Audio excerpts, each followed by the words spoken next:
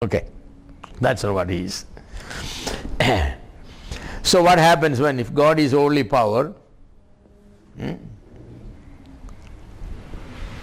He is the cause of everything in the world. That's what I say. He is an absolute power, and everything that in the world is from it. He is the cause of everything. So evil also has to be caused by him, because he is the absolute power. If he is an absolute person, evil cannot be, because evil is bad.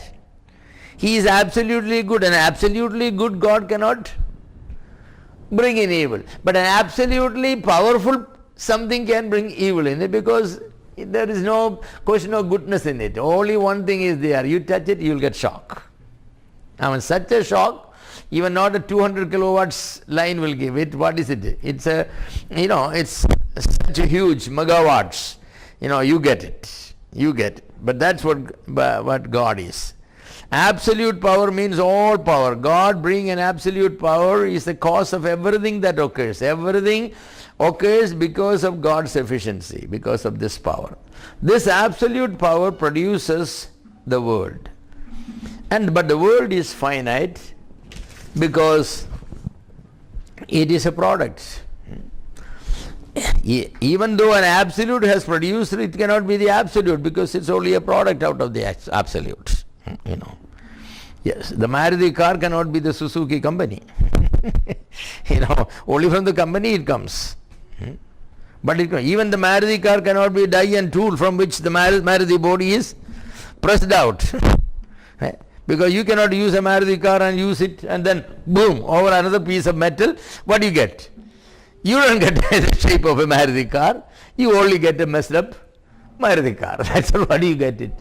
You have to have the tool and die. The tool and die is God, the absolute power. So every product that is punched out of it is imperfect. That's what it is. That's what his theory is. Man is an integral part of the world, and therefore a man stands related both to the finite and the infinite, God and nature. Man is in the world and of the world, and is affected by the world. He also has a God consciousness. However, this is not merely a consciousness of God, it is God in the form of consciousness. The God consciousness is not simply a consciousness, it is God in the form of consciousness. It's the part of theory. Yes. So man is a creature of this almighty, all-powerful God. He is not saying a person. No, almighty, all-powerful something. That all-powerful something created, because power means the ability, right? So it must have the ability to create, otherwise it is not all-powerful. So because it is all-powerful ability, the all-powerful ability has created, and created man. Man is finite. Why? Because he is created from that one. But then when he came out, this Maruti car has the consciousness of the Suzuki company. That's what it is. But it is not the mere consciousness of Suzuki, it is the Suzuki consciousness, not the consciousness of the Suzuki, And now that's very, very, very, very different, yes. Human illustrations may not suffice, but sometimes it is. You have the consciousness about your mother, but you have a motherly consciousness when you become a mother. Right? You ask a dear sister, she will tell you she has a motherly consciousness because she has given birth to 3 children. But before she became a mother, she had the consciousness of a mother. That was different. That's different. But that's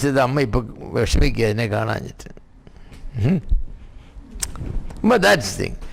But when her child was missing, she had the motherly consciousness before she had the consciousness of a mother who was worried there. There's a big difference. One day a married man with a child, he was in the hot sun, They were roofing the house, so he sat on the house. It's a very hot sun. So the father said, Mone, put a cloth or something on your head, You cover your head with a hat or cloth or something because the sun is very hot. So he said, oh, Pandura Karyam, then the butter undakirikano. Will it melt? Made of my butter or something? So Appan didn't say anything. He just went inside. There was his little child, 1-year-old child, brought him and outside and stood in the hot sun. So what did he say? Appa, kochinu nagatu. Chudadicha kochinu. Mone, go inside with my child, otherwise he will get sick. Said them, I see you the same way you see your child. So the God consciousness and the consciousness of God, they are all different. These are philosophers. They will all sit down and think like this, because they have nothing else to think. Yeah, it's good sometimes to think, but anybody who has thought too much, just like Felix has told Paul, Paul said, but Paul was not. Because Paul was talking to a man, Agrippa, who had knowledge about the Jewish system, all because Agrippa, his father, has accepted Judaism as their religion, So he know all about it. So sometimes these theories are like that, but there is sense in it, Man is an integral part of the world. And therefore it stands related both to the finite and the infinite. God and nature. Both. Man is in the world and of the world and is affected by the world. He also has a God consciousness. However, this is not merely a consciousness of God. It is God in us in the form of consciousness. He said the normal or the ideal state of man consists in the absolute and uninterrupted God consciousness. Or God in man as consciousness. That's a very interesting thought. The normal or the ideal state of man consists in the absolute and uninterrupted God consciousness. And that's a normal state. We should always have an ideal, continuous, perpetual God consciousness. Whatever we do. We should be remembering about that big power that caused us to be into existence. Big power. The powerful God. Yes. I wonder, but if God is not a person, what is use of thinking? All day you are thinking there and thinking about the the power of gravity.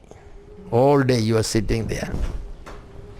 You are sitting on a 100-story building and, you are sitting flat with and then you are thinking what you are thinking about? The power. I'm so conscious about the power of gravity. Oh, the power of gravity, So I'm not falling down, though the power of gravity is so powerful. Why I'm not falling down? Because I'm sitting on the roof of a 100-story building. I only occupy a 3 by 3 feet space. And the concrete under me is but 4-inch thick concrete or 6-inch concrete.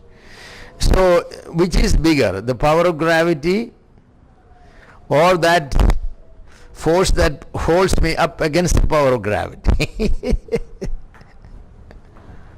Why are you not falling down?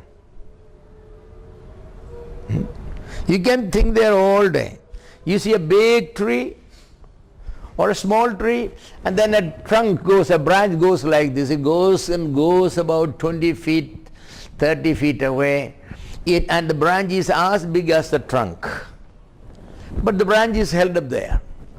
So you are wondering, you are sitting on the branch and you are wondering about it. How in the world it's, this is very interesting, the center of gravity is exerting the force of all these things. Yeah? Why I'm not falling down? You go and get a chainsaw and cut from the trunk, and then you try to put it back. You bought 2 kilos of big nails and some iron rod and all, you try to put the whole thing there. How hard you try, it falls there. Before, it had no nails, nothing there. It only had some fibers, from the tree going through this one. Little fibers like this going. Now you put through what? Big iron nails and everything, and anglers you put there with screws on the bottom, top and everywhere on all four sides, but the thing you cannot hold it back. Well, what theory? How much all day you think about it, you can go eccentric. Nothing else. Because the other one was created by a personal God who upholdeth all things by the power of his word. You have broken it from the power of his word, and with all your might you cannot put it back. ഒരു ചക്ക അതേന്ന് വീണിട്ട് തിരിച്ചപ്പരാവില്ല അതുപോലെ ഒന്ന് വെച്ച്. You know what jackfruit is? You cut it down, it's only very small. You take it back and then use all the ropes to tie it and all that. You cannot do that. All your theory, you can theorize and all that. But you cannot put it back, it come down. Because it's a personal God who is upholding the whole universe by the might of his, the fiat of his word, and we just cannot antagonize that and, accomplish the same thing. Sometimes you can think all day. Immanuel Kant one day sat down in a park, in a bench. 7 o'clock when the park opened, he went inside, he sat there in a park bench and was there. 7 o'clock in the evening when the gardener was locking the gates, he went and said, "Sir, you have been sitting here all day," and said, "It's time to close it. By the way, who are you?" He said, "That is what I have been thinking all day." That's exactly what I have been thinking all day. Who am I? And there is no answer. You come to the Bible, you have the answer. Outside the Bible, you cannot find an answer. In the Bible, you have many correct answers. I am a creation of God, created in the image of God. I am a child of God. You can give answers. Outside the Bible, what will you say? I am 2 kilos of chemicals distributed, through some skin and nerves and all that. It doesn't make any sense. The Schleiermacher was a great philosopher, even a Nobel Prize winner, but that does not make, his theory any good. These principles, do not hold any good. The flesh and the spirit, the body, because they don't accept the sin nature. God is not a person, God is a power. So, when God is a power, He is not a person, there is no question of sin, committing sin against God or anything. So He says that it is just a matter of how peacefully you can coexist with everything else God created, the animals and the birds and the reptiles and everything. That's what makes the peaceful coexistence. If you disturb the peaceful coexistence, your problem has started. Yes. So religion consists, according to Schleiermacher, in the feeling of absolute dependence. That is, in the recognition that there is an all-powerful God. That I am not created by myself. All that I see is not the creation of anyone, but it is a creation of an almighty God. So don't try to love that God, because God is not a person you can give the love. It will be as dangerous for anybody to kiss electricity, because it has been illuminating all our house. One day I wanted to kiss. That's a danger. Your love for electricity, you keep away your hands. You just acknowledge that electricity is very useful and powerful. Just don't go and try to show your affection by embracing it and kissing it, because that will be the last kiss.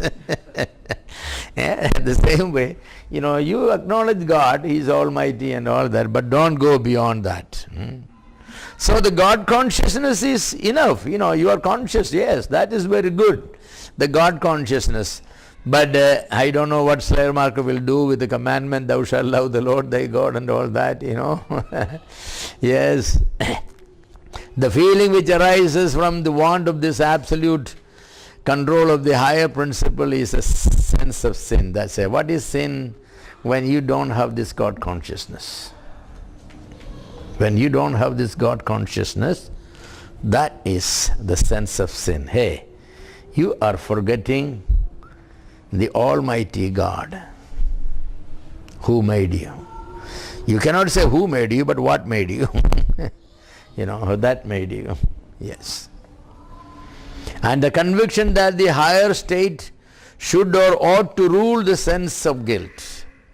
With this feeling of sense of sin and guilt arises the sense of redemption. Salvation is getting out of this guilty feeling. I have ignored God. So you come back and you begin to acknowledge, yes, now I confess, I have not acknowledged God as a source of my existence. Yes, I come back to square one. I'm going to have God consciousness. Say, you are saved, you are redeemed. Because sin is the lack of that consciousness. Now you got that consciousness. Well, I think these men should be given, asylum in certain places. They deserve it, because they have misled so many innocent people in Europe. Yes. So the redemption consists in giving to the God consciousness complete control and effect through Christ, who is the normal or ideal man. Christ was the ideal man. Why? He had this God consciousness to the nth degree. He always acted in that God consciousness. There was not a minute when Christ was void of this God consciousness. Yes. He lived continuously in that God consciousness. So He is our Savior because He is our model and all that. Schleiermacher ruled out the possibility of biblical sense of sin. No. It precludes the idea of a personal God. Without a lawgiver, conformity to law is excluded. In this system there is no self-consciousness, no personal ruler who is the moral governor of the universe. In Schleiermacher's system there is nothing like a personal God, a moral governor of the universe. There is nothing called right and wrong. This system denies all sufficiency and all liberty to the Creator. Because He is not a person. You cannot ascribe to a non-personal thing freedom. What is freedom anyway? I give you complete freedom to electricity to operate the way it wants. But that's very dangerous, right? So we cannot ascribe to God freedom. Because the question is, only that goes only for a personal being. According to this theory, sin is absolutely universal and absolutely necessary. It is an unavoidable condition of the existence of man. A being with self-consciousness and God consciousness must have a sense of sin and guilt. However, a sinless state could be attained eventually when you don't have you are always operated with God consciousness. There is, just like Jesus, you come to a situation where you are completely God conscious. However, sin and guilt are only in our subjective consciousness. Certain things produce in us a sense of pain, while other things produce a sense of pleasure. Some a sense of right, others a sense of wrong. In other words, we are sinful only in our feelings and not in the judgment of God, because God is not a person to judge. So all these things are subjective, not objective. You can sit down and feel guilty and all that. There is not a God to judge you, because God is not a personal being who will say what you did is right or wrong. But we can feel ourselves as I'm filled with God consciousness and all that. I think that's what happens to the what they call the transcendental meditation, Mahesh Yogi, Guru Mahesh Yogi and all that, because none of them believes in personal God. They all believe there is a principle called Paramatma. You liberate your Atma so that it will fly and fly and fly and fly and go and meet the Paramatma, and then you feel the joy. Come back. Yeah. Where did you go? Up in the heaven. Whom did you meet? The nobody there. That's what it is. Nobody. There's a good sense in meeting the nobody, Yes, somebody meeting the nobody. Yes. And this... Why they come back? Where they come back? Why they come back? Because they are hungry, there is no bread there to eat. For survival they have to come back here, You can sit down there and meditate for some time. But when you are hungry and thirsty, you have to open your eyes and open the Coca-Cola and drink it. And find McDonald's or Kentucky Fried Chicken or KFC or something. But that's how far their spirituality goes. Not any far. When you come to the reality of life, that's when you say that, okay. For them everything is Maya, just like our Adi Shankara. Advaitam, everything is Maya, there is nothing. The only one reality, the God and man and the universe and everything is one reality, one being. There is one essence, there is not two essence. There is no two but only one. That is Advaitam. So there is no pain, there is no pleasure, there is no pain, there is no death, there is no life, nothing. But Adi Shankara was walking one day and an elephant chased him. Adi Shankara was saying that everything is Maya, everything is Maya. But when the elephant came, Adi Shankara ran. Of course the elephant chased him, Adi Shankara fell into a ditch and was hurt. Well, finally after the elephant went away and Adi Shankara came back with all bloody nose and bloody feet and all, and he began to say, oh. So one of the disciples said that, Guru, hey, you taught us that all is Maya. There is no pain, no pleasure. There is nothing. Adi Shankara said, that's exactly right. The elephant is Maya, my running is Maya, my falling is Maya, my hurt is Maya, my pain is Maya. But it hurts. But it hurts. Put some ointment or something there. Everything is Maya as far as philosophy is concerned. But when it comes to the reality, it hurts. It hurts. That's what it is. All these philosophers only that much. That's why all these men who deny the realities, there are times in their life when they have no peace of mind, nothing. They really desire that somebody will come and help them. Somebody will come and help them. Every drowning person will have his fist closed. Why his fist closed?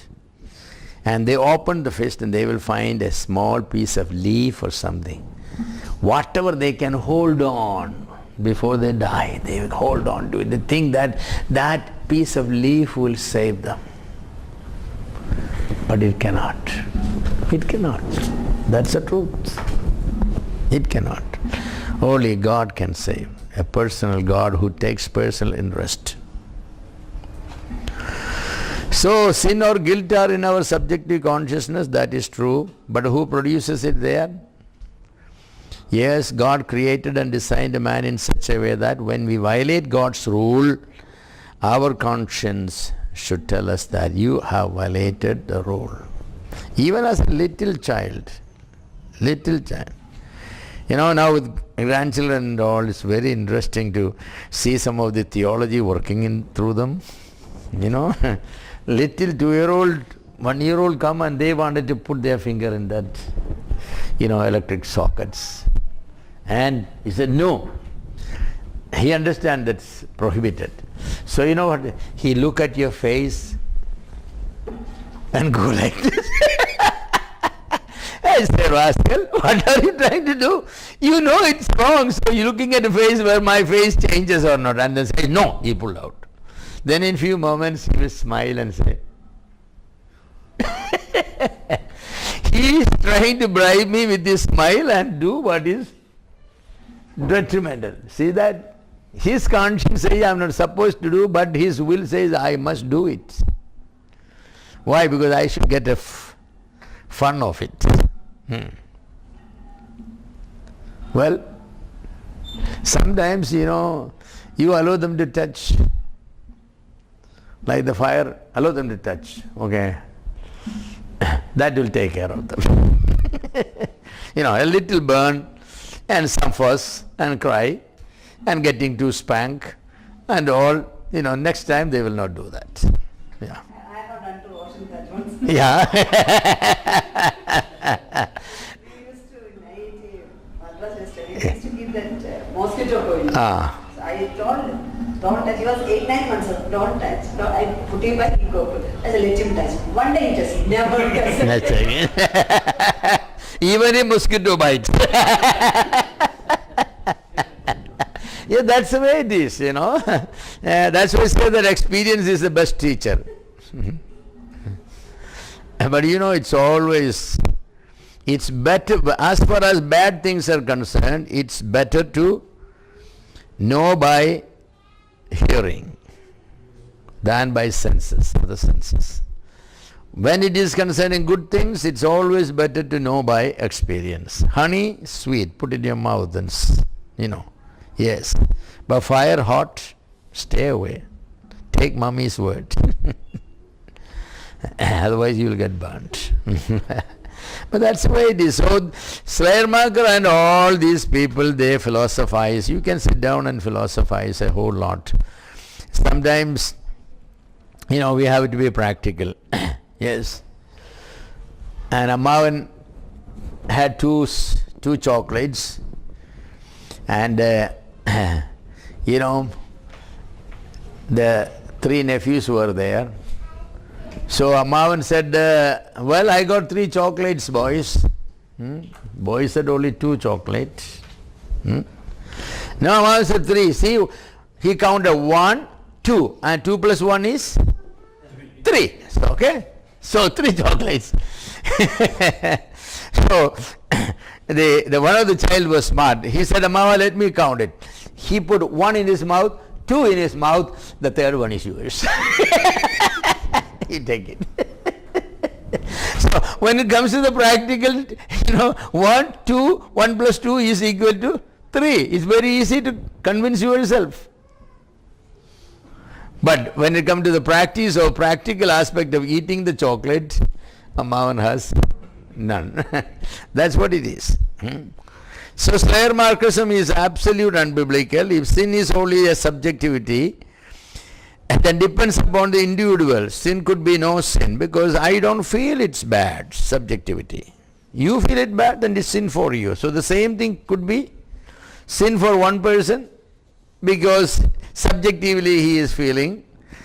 But to the other person, he say, I feel great pleasure. Yeah. So the same sin for one person is sinful, for the other is not sinful. That's not correct at all. You know, the same thing cannot be different values. If it's sin, it must be sin for both. If it's a pleasure, then it must be pleasure for both. Another theory is sin is sensuous, or the sensuous theory. Sin is sensuous. According to this theory, sin is seated in the sensuous nature of man. We are composed of body and spirit.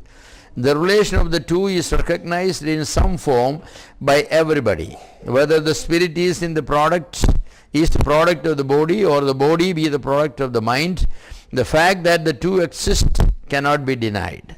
Some naturalize the spirit while others spiritualize the nature. It is a matter of universal consciousness that body and spirit exist, or that man has body and soul spirit. It is also a universal consciousness that man has physical needs as well as spiritual needs. It is also accepted that the spiritual are higher than the physical. However, it is universally acknowledged that the lower dominates the higher. Body dominates the soul. The needs of the body dominates the needs of the soul. Is that the way? It's 8 o'clock, you have to go to office. You didn't have time for your quiet time, you didn't read the Bible or pray. Your wife